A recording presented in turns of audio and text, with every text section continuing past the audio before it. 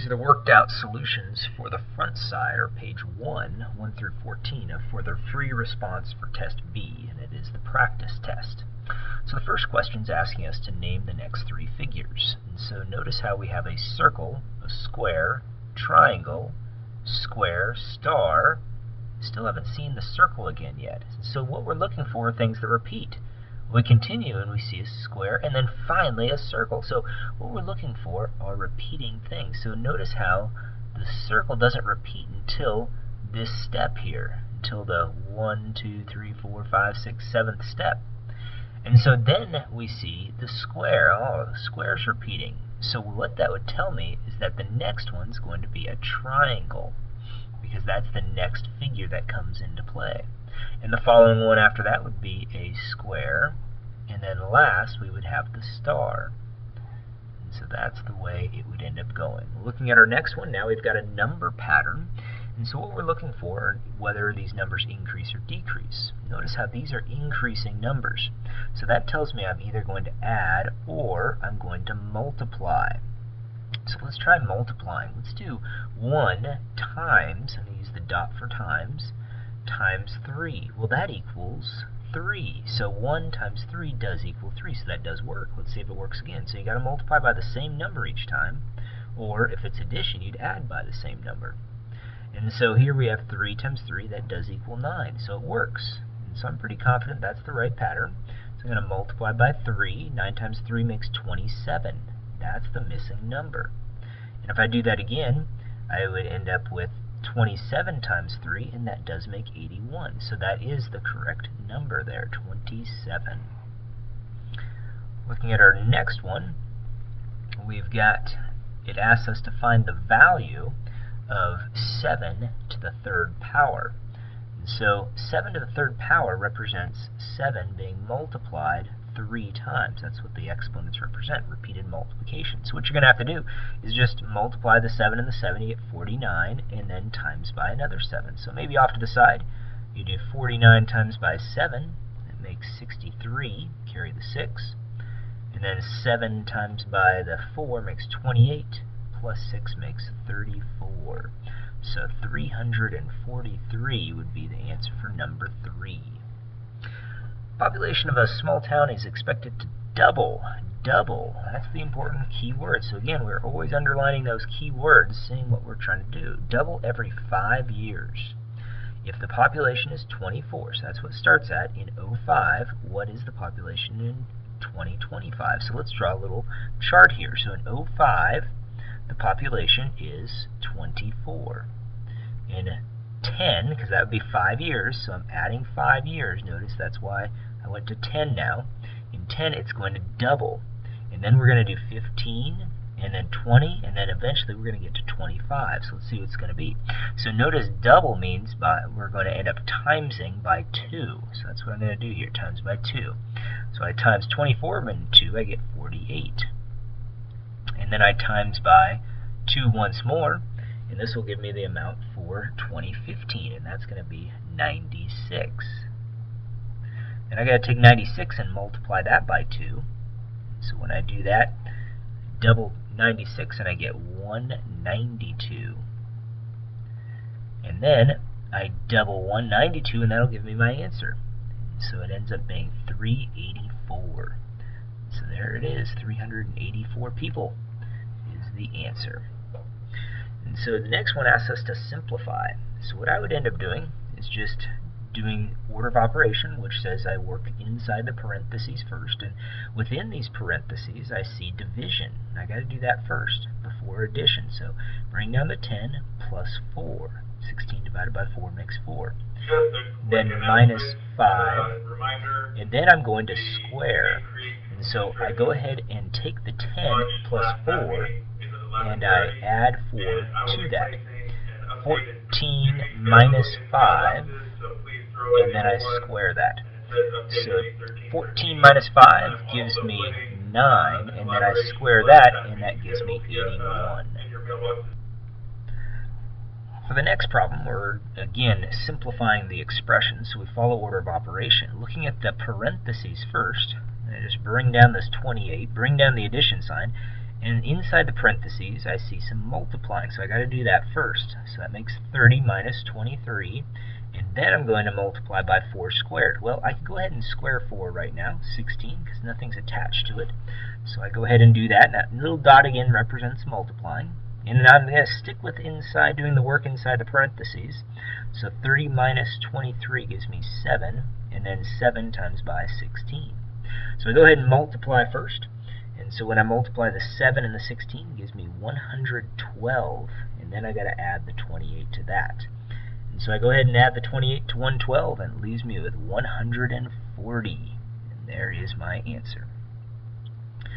Taking a look at the next one, it says write an expression with 3 operations that simplifies to 20. Notice this answer here varies. So it depends on, as long as you have 3 operations. So you've got to have like a multiply, a minus, and a square, or an add, multiply, and a minus, something with 3 operations. And so this would just be mine that I would try. And you just have to do order of operation to see if it works. And so again, the answers can vary, so yours may be different. So mine would be this. 4, I'm going to add 2 squared. So I'm going to square 2. So I have to square first. That means I'm going to end up with 4. And I'm going to go ahead and multiply by a number. So I would have to add the 4 last here, in my case, because I'm going to square the 2, which would end up giving me 4. So I'd have 4 plus 4, and then times by 4. Well, 4 times 4, I've got to do that first, and that gives me 16. 16 and 4 makes 20. So as long as yours make 20 with the 3 operations. So I've got squaring, I've got adding and multiplying, and you could use addition, division, subtraction, any of those operations. Looking at our next one here, we've got a problem in which we're supposed to find out which property we're dealing with. So property, number properties.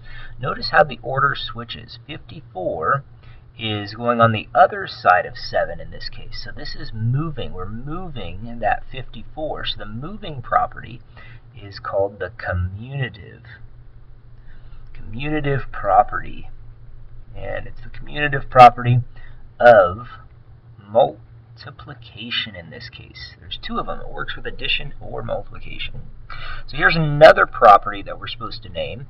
And here I notice that the order does not change. 8, 7, 6. 8, 7, oops. Now we've got an 8 and a 6. So I was thinking it might end up being the associative property first because I saw the parentheses, but when I look at the other side, notice what they're doing. They're taking the 8 and they're multiplying it by the 7. And over here they're taking the 8, multiplying it by the 6. So what that's called, see here they multiplied 8 by 7 and 8 by 6.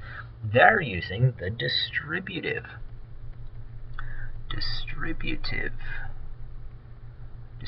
property is what they're using there. On our next one, we're supposed to evaluate. So evaluate means that we want to substitute. We're going to take the value of f, the 23, and we're going to put that in place of f here. We're going to take the 3, which is what g is, and we're going to put it in place of g. And then we're going to simplify, just like we did on numbers 5 and 6. So let's try it. We've got 23 minus 5 times by 3 plus 6. So I go ahead and do some work there. 23 minus 15, and then I got to add the 6. And so now I'm following order of operations. So I'm going to go ahead and do the subtraction first here. And when I take the 23 from 15, I end up with 8. 8 plus 6 gives me 14. So 14 is my answer. Look at our next one here. Again, it says to evaluate. So we're going to substitute. Take that 5 and put it in for P. Take the 10 and put it in for C, because that's what C equals, it says. So we do some work there. 14 I'll rewrite, plus 3, and then since 3 is right next to the P, that means it's going to be multiplied by 5 squared. So we're going to square the P first. Since P is 5, we're going to square the 5 first. And then minus 5, and 5 is right next to C, so it means to multiply. Multiply by 10. And so we go ahead and do some work. We've got, bring down that 14, bring down that plus 3, and then multiply by 25. So I did the exponents first. And here I can go ahead, since we've got subtraction next and some multiplication, I can go ahead and multiply. So I get 50. So I now do the multiplication in the middle first. So I'm going to go ahead and bring the problem up here. 14 plus 75 minus 50. And you'll make less errors if you just work from left to right with this addition and subtraction from this point. So let's go ahead and do some addition here. So that makes 89 minus 50, and that leaves us with 39. Look at our next one. We got another evaluate problem. So we're going to take the 6, we're going to put that in for the x, take the 2, put it in for y. So we go ahead and do some work. 78 divided by 6 minus 3 times by 2. Well, 78 divided by 6 gives me 13 minus 6. So I went ahead and did that multiplication because it was just on the other side of the minus sign. So we'd have to do that next anyhow. And when I do that subtraction, I end up with 7. And number 13 says write an expression equal to 8 more than a number divided by 5. Now when they say 8 more than, that means we're adding 8 to something that's already there.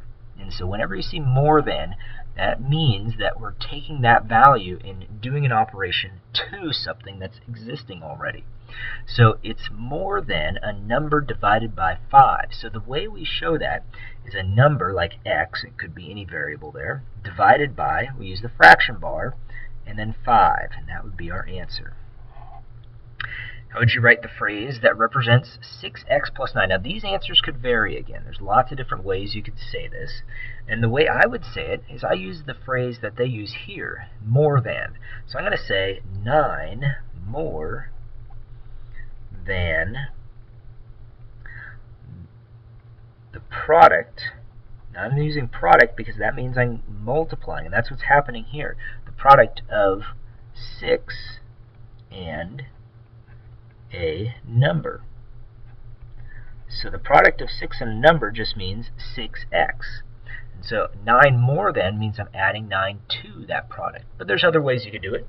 You could say the product of 6n added to 9, or the sum of the product of 6x and 9, are different ways we could end up saying that. Well, check out part 2 for the rest of the problems.